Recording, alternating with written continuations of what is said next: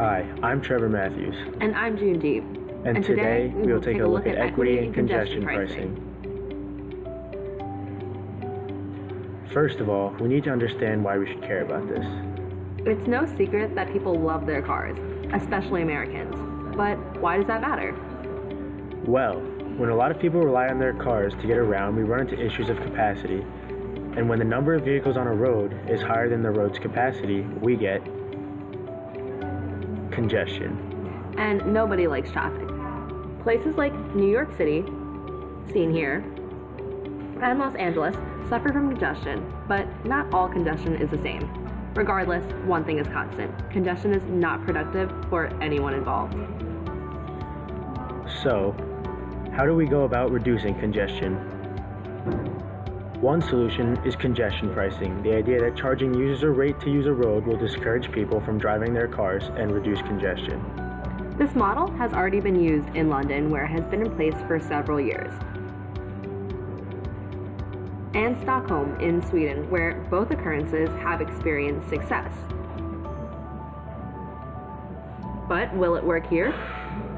When these measures were implemented in Europe, they were initially met with opposition. So, how would such a thing work in a car-obsessed country like the US? This is where equity comes into play. Some people say it's not a fair system for everyone. Detractors say that congestion pricing favors the wealthy who can afford to drive. Since they are more able to pay into the congestion pricing, they can use it more freely than others.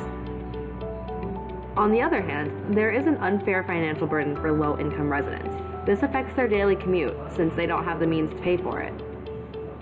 It also affects taxis and delivery trucks that are constantly driving in and out of the business districts. While some of this is true, the idea that congestion pricing is not equitable is not so much. Low-income residents are more likely to use public transportation. Those driving in the CBD are usually wealthy workers from outside the city. So, wealthy drivers would be predominantly paying and removing some of the driver fees, road space for better public transit service. Or that's how it's supposed to work at least. Congestion pricing is meant to reduce congestion, but can also serve as a way to fund transit improvements. One example is in New York City, where a proposed congestion tax would fund repairs to the city's aging subway system. This benefits low-income residents who rely on the city's public transit to get around. But if congestion pricing isn't implemented properly, it can cause equity issues. In the case of New York, removing drivers might push them onto public transit that's already at capacity.